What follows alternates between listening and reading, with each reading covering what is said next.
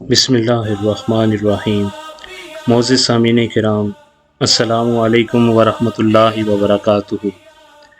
آج کی اس ویڈیو میں قبلہ پیر طریقت رہبر شریعت حضرت علامہ پیر محمد طیب زمان نقشبندی الخیری صاحب زیب آستانہ زاویۃ الخیر اسلام آباد کے 3 روزہ تبلیغی و اصلاحی دورے کے دوران حضرت دادا گنج بخش رحمۃ اللہ علیہ کے مزار پر انوار پر حاضری اور وہاں منعقدہ مختصر محفل ذکر و فکر کو آپ کے ساتھ شیئر کریں گے، اور حضرت دادا گنج بخش رحمۃ اللہ علیہ کا مختصر تعارف قبلہ پیر صاحب کی زبانی آپ کی گوش گزار کریں گے۔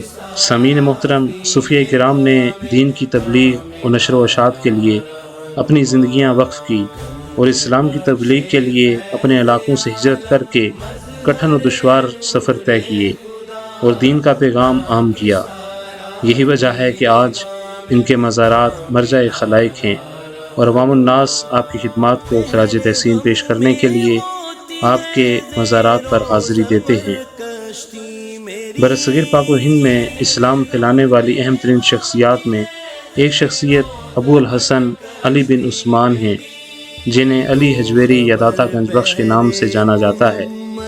آپ 400 ہجری میں غزنی سے متصل ایک بستی حجویر میں پیدا ہوئے۔ آپ اپنے مرشد کے حکم سے خدا کے دین کی تبلیغ و اشاعت کے لیے سلطان محمود غزنوی کے بیٹے ناصر الدین کے زمانے 1030 تا 1040 ہجری میں لاہور تشریف لائے۔ آپ سے پہلے آپ کے پیر بھائی حسین زنجانی اس خدمت پر مامور تھے، اس لیے جب آپ کو لاہور آنے کا حکم ہوا تو آپ فرماتے ہیں کہ میں نے شیخ سے عرض کیا کہ وہاں حسین زنجانی موجود ہیں، میری کیا ضرورت ہے؟ لیکن شیخ نے فرمایا نہیں، تم جاؤ۔ فرماتے ہیں کہ میں رات کے وقت لاہور پہنچا اور صبح کو حسین زنجانی کا جنازہ شہر سے باہر لایا گیا۔ آپ کی مشہور تصانیف میں کشف المحجوب، منہاج الدین، الرعایا الحقوق اللہ، کتاب الفناد، اسرار الحزق، المونات، سحر القلوب، کتاب البیان لأہل العیان زیادہ مشہور ہیں۔ آپ کا مشہور فرمان ہے کہ نفس کو اس کی خواہش سے دور رکھنا حقیقت کے دروازے کی چابی ہے۔ 3 روزہ اصلاحی و تبلیغی دورے کے دوران قبلہ پیر صاحب داتا گنج بخش رحمۃ اللہ علیہ کے مزار پر انوار پر اپنے سنگیوں کے ہمراہ تشریف لائے اور وہاں پر باادب حاضری پیش کی۔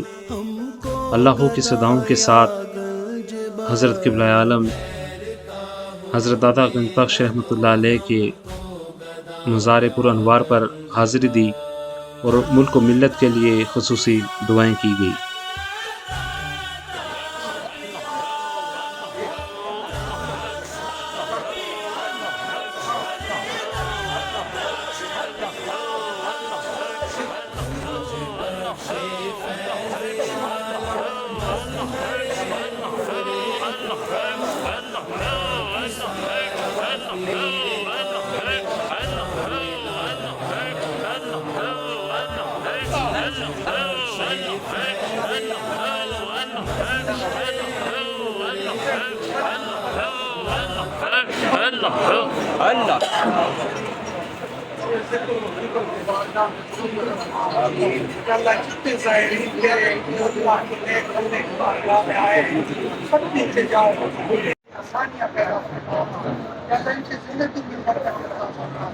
جو زائرین یا اللہ تعالیٰ ہے سب پر کرنا رہا یا اللہ اس ملک کے پاکستان کے لیے دعا فرمائے، وہ سخت وقت معاشی طور پر سے۔ مزار شریف پر حاضری کے بعد زائرین کی کثیر تعداد نے آپ سے ملاقات کی اور دعاؤں کے لیے درخواست کی۔ ملاقات کے بعد سنگیوں کے ہمراہ آپ مزار شریف کے احاطے میں تشریف فرما ہوئے، جہاں پر مختصر محفل پاک منعقد ہوئی اور اس کے بعد ملک و ملت کے لیے اور تمام مسلمانان عالم کے لیے خصوصی دعا کی گئی۔ برصغیر کے اولیاء میں سے ایک بہت بڑا نام سید علی بن عثمان المعروف داتا گنج بخش رحمۃ اللہ علیہ کبائر اولیاء میں سے ان کا شمار ہوتا ہے۔ جو افغانستان غزنوی سے تشریف لائے اور یہاں لاہور میں اللہ کی دین کے لیے یہاں ڈیرا ڈال دیا، اور سب سے پہلے شیخ ہندی کے نام سے ایک ہندو ان کے ہاتھ پہ مسلمان ہوا، اور یہی دعوت و تبلیغ کا کام شروع کیا۔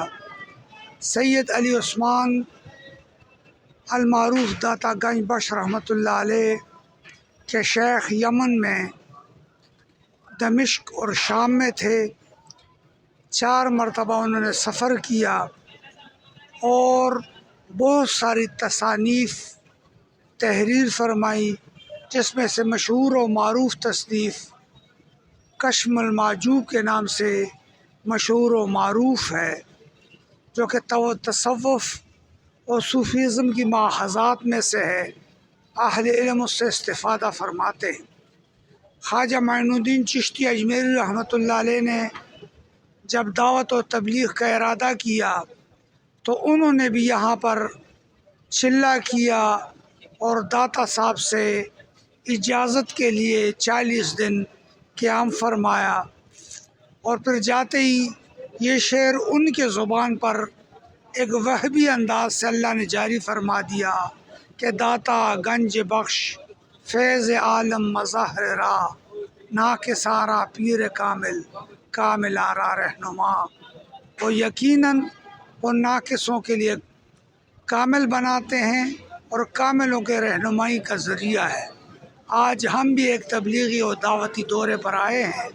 اللہ کریم داتا صاحب کی توجہات ہماری طرف مبذول فرمائے۔ وآخر دعوانا الحمدللہ۔ جس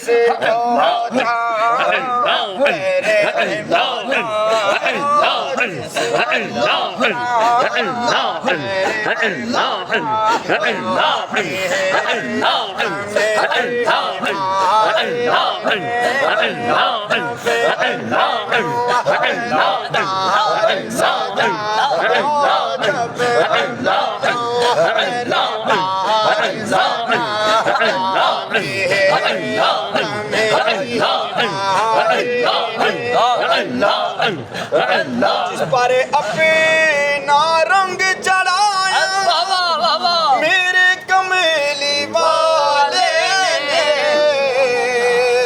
جس پر اپنا رنگ چڑھایا میرے کملی والے نے، داد